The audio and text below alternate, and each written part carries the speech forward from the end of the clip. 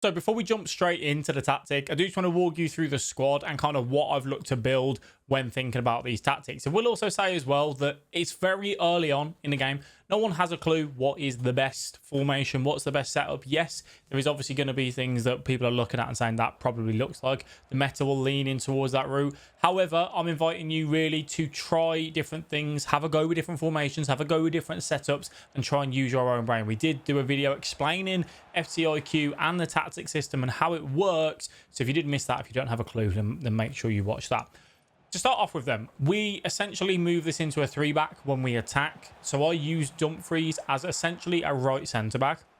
I'd recommend, where possible, having someone who is capable of doing that. So don't have a small right back here in this setup. You would have a bit of a problem. You can flip things and do this on the left-hand side. That's not an issue whatsoever. At left back, I've been using DeMarco, mainly because of the amount of play styles that he has. He's an attacking wing back. That's what I use him for.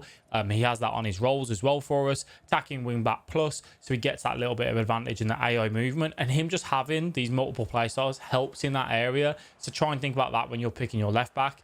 Centre backs obviously are centre backs really. Now for your two centre mids, I'll use Llorente and Thuram in the 4-3-3-4.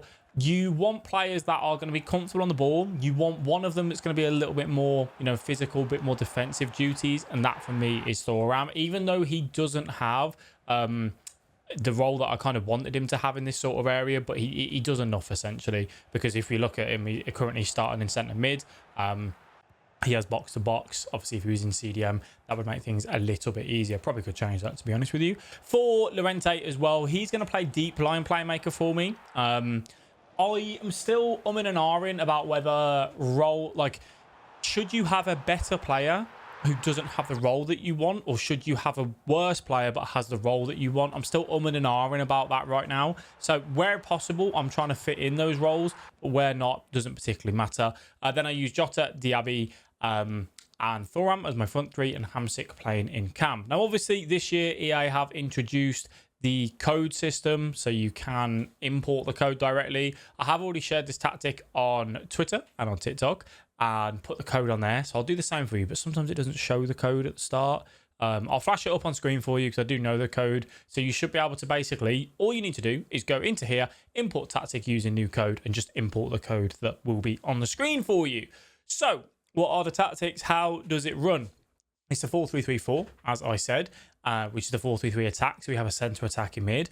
Build-up style and defensive approach would go balanced on both of them. Build-up style, you have the option of counter, short passing, and balanced. I think balance at the minute for me is the best, purely because I don't want to commit into a heavy play style. I want to have the best of everything. If I want to hit on the counter, I can. If I want to play short, I can. And that's kind of why I've done that. Now, I have adjusted my depth ever so slightly and gone to 57. I can't emphasize enough how much you need to pick a depth that you feel comfortable with. You can go super high, you can go super aggressive. That's not a problem. You can go deep. Just go with what you feel comfortable with, all right? Worry about the rest at another time. So without ball, obviously it sets up in a 4-3-3-4. The biggest advice I can give you with this tactic, with this formation, with any formation where you don't have a 5 at the back or a right mid and left mid in a 4-4-2, for example, is you need to pull your right wingers and left wings back defensively. Because when you don't have the ball, they sit in right wing, they won't be there to help up and make a difficult breakdown essentially for the opponent. So I'd really advise you doing that, pulling them back, making sure that they're helping you out in defense. Otherwise, you'll be in a bit of bother. Now, this is how it sets up in game for us when we have the ball. As I said, we move essentially into a 3-back. So Dumfries comes in and tucks in ever so slightly and basically makes that back 3. We run sweeper keeper. I would advise this where you can. Again, over the top through balls, long ball plus, play style, long ball plus, long ball in general, sorry. It's very strong. If your keeper's out and they can kind of get there, and sometimes you'll notice that. So if you have a keeper that has sweeper keeper plus or plus, I'd recommend bringing them in. Now, for Thuram and for Llorente, as I said, both of these don't have their playstyle, their role pluses in their positions, which is a little bit of a shame. But we want our right defensive mid on holding and defend, because this is your more defensive-minded midfielder. You think about your Kantes, your Vieiras, that big one who's always going to be there to get in that tackle. And Llorente is the kind of ball-playing centre mid, but he is also on defend. And these two right here I think this is the biggest thing that most people are missing right now on FC25.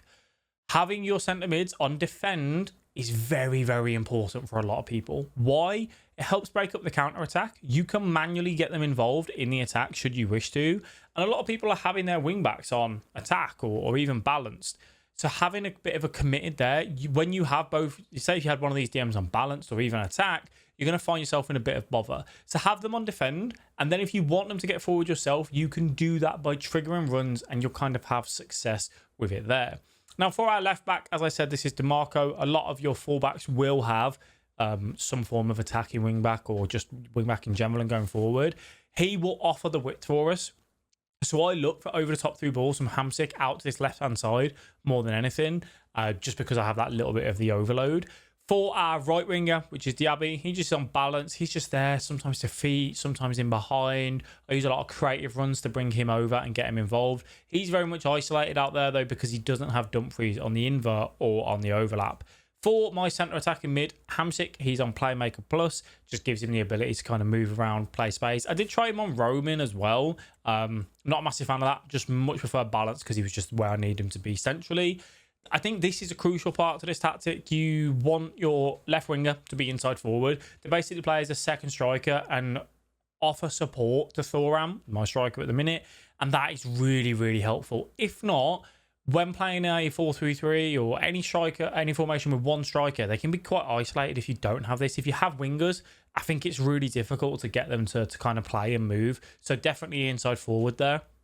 And then I have advanced forward on Thuram. I do also like Poacher as well as another option. I'm not a massive fan right now at the minute of target forward from when I have used that, but I do need a little bit more time with it. Now, I know the question that you're going to be asking is, do I have to copy each and every one of these player roles? I don't know yet, to be honest with you. Because again, I think if you say like inside forward is a yes. I think you need to have someone else up there helping in the attack for your striker. But say here you've got someone on half winger. No, that's not what we're looking for in this. That's where Hamsik wants to be. But no, I don't want him there. Could you say if you've got a player that has shadow striker? Yeah, I think you could run that. That's not a problem. If you had your winger out here on what other options we have, wide playmaker, then yes, maybe that's fine. Maybe that's better for you and your. This is if you've got pluses, by the way. I'm trying to emphasize that point. If not, then yes, copy it. Like Diaby, if you have a right winger out here who doesn't have any plus because of the position that they're in, then yes, that's absolutely fine.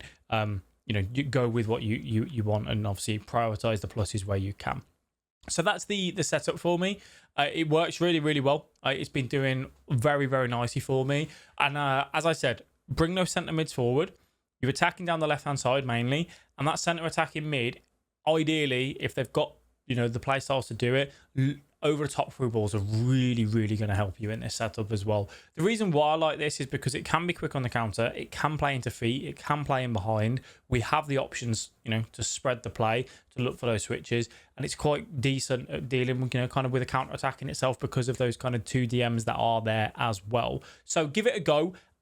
Again, I can't emphasize enough that this is very early doors. I'm just trying loads of different formations and loads of different setups. And any ones that I go, kind of like that felt all right, then I'm going to share it with you. Okay. Thank you all very much for watching. If you did miss our latest video on how to score on FC25, make sure you go ahead and click the video here so you can watch that.